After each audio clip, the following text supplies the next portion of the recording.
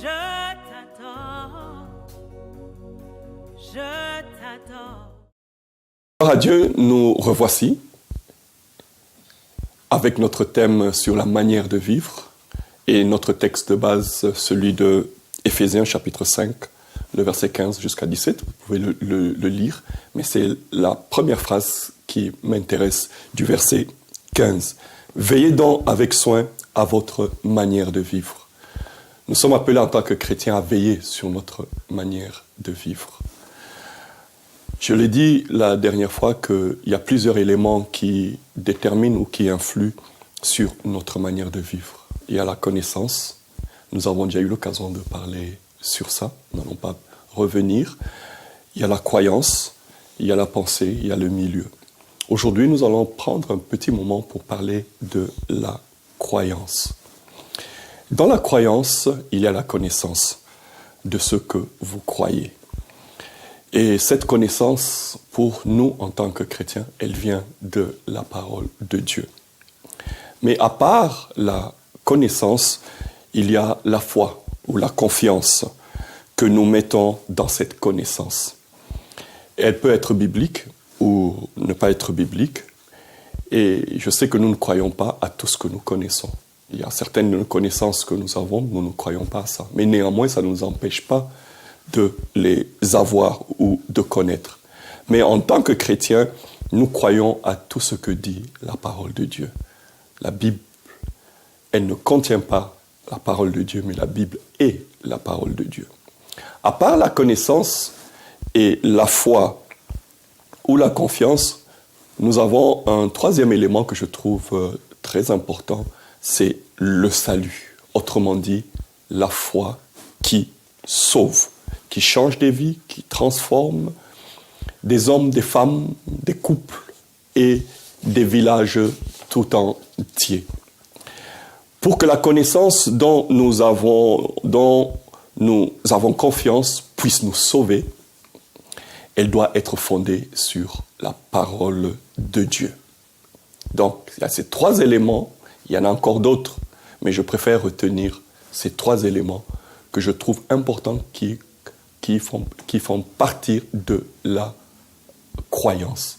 Donc, la connaissance, la foi ou la confiance que nous faisons à cette connaissance et le salut.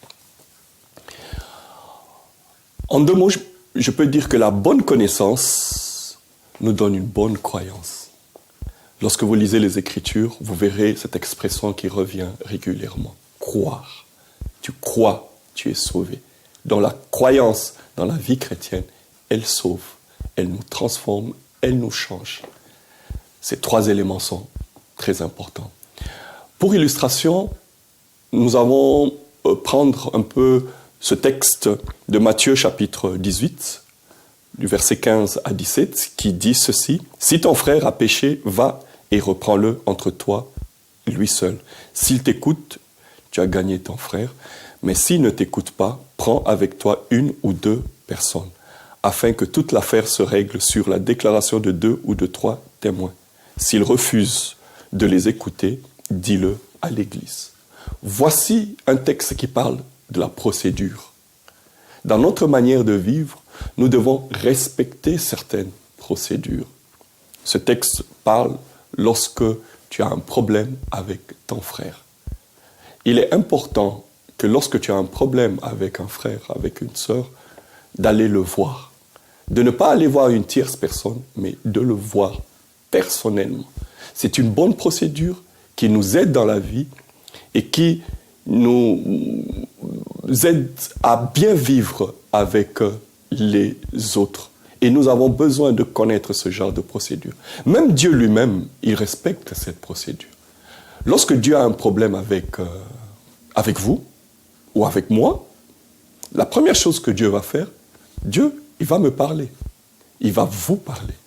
Dieu ne prend pas le problème de quelqu'un, il va le dire à une tierce personne. Il ne le fait pas. Il peut le faire lorsque vous ne comprenez pas. Lorsqu'il vous a déjà parlé et que vous n'arrivez pas à saisir, c'est alors qu'il peut prendre ta situation ou ton problème, le dire à une tierce personne.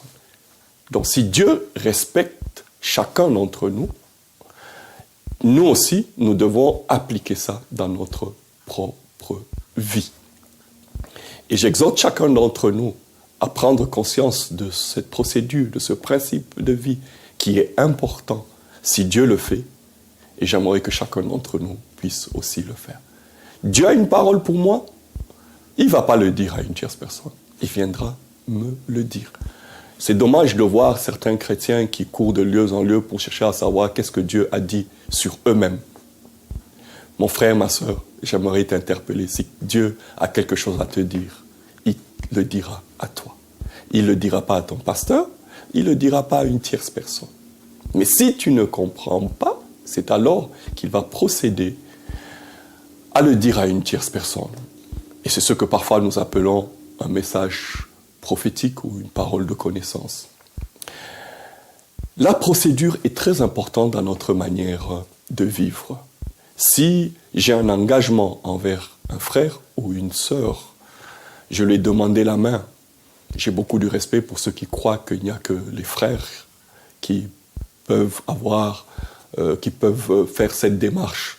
Mais je crois que ce soit le frère, que ce soit la sœur qui a fait la démarche, peu importe, vous deux, vous devez vous mettre d'accord. Si vous ne vous mettez pas d'accord, vous ne pouvez pas cheminer ensemble.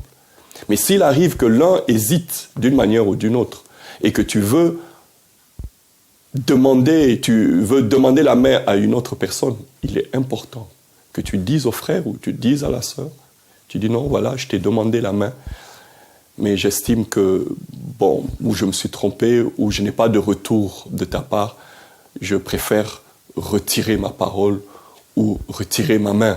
Si on la donne, il faut qu'on la retire avant d'aller auprès d'une autre personne pour faire la même démarche. C'est la même chose même lorsque vous êtes engagé dans une entreprise ou même dans le cadre de l'église locale. Vous voulez quitter cette église. Il y a une procédure.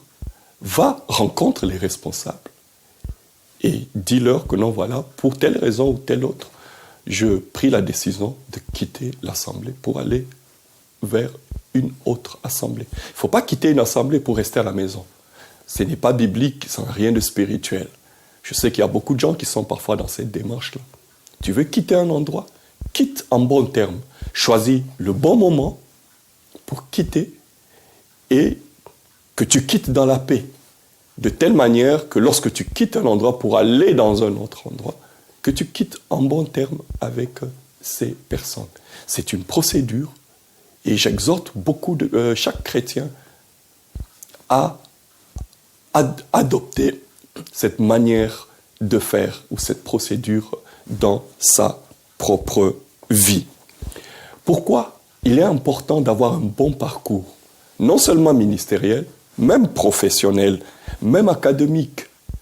Nous avons besoin d'avoir un bon parcours. Nous devons arriver en tant que chrétiens à bien parler de notre parcours. Nous n'avons pas besoin des gens qui ont des parcours à dents de scie, qui ont des parcours où il y a beaucoup de vide. Non, ayez un bon parcours. J'étais dans telle église où j'avais telle relation avec quelqu'un. J'ai dû quitter et j'ai gardé une bonne relation avec ces personnes. Même lorsque tu présentes ton CV quelque part, lorsqu'il y a des trous, on cherchera toujours à savoir qu'est-ce qui s'est passé pendant ces périodes-là. Ayez une bonne manière de vivre en ayant un bon parcours. Et ça, c'est le message que je donne à chacun d'entre nous. Mon frère, ma sœur, votre bonne manière de vivre aura une bonne influence sur votre futur. Que Dieu vous bénisse beaucoup, que la grâce de Dieu soit sur vous. Amen. Tu es là, agissons parmi nous. Je t'adore, je t'adore.